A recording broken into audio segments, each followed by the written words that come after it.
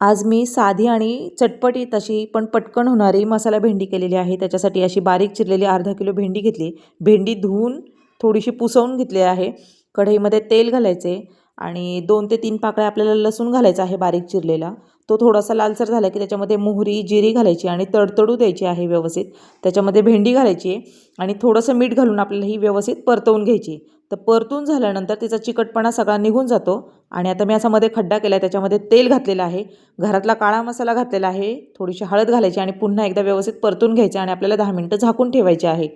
तर हा व्हिडिओ शेवटपर्यंत पाहत राहा। आवडल्यास लाईक करा, तुमच्या मित्रमैत्रिणींना शेअर करा आणि सबस्क्राईब केलं नसेल तर सबस्क्राईब करा। तर आपली भेंडीची भाजी झालेली आहे। वरतून थोडासा दाण्याचा कूट घालायचा की जेणेकरून भेंडीला छान अशी चव येऊन जाईल। तर तयार आहे आपली मसाला भेंडी, झटपट होणारी आणि चटपटीत। तर कशी झाली मला कमेंट करून नक्की सांगा। तर व्हिडिओ शेवटपर्यंत पाहिल्याबद्दल धन्यवाद।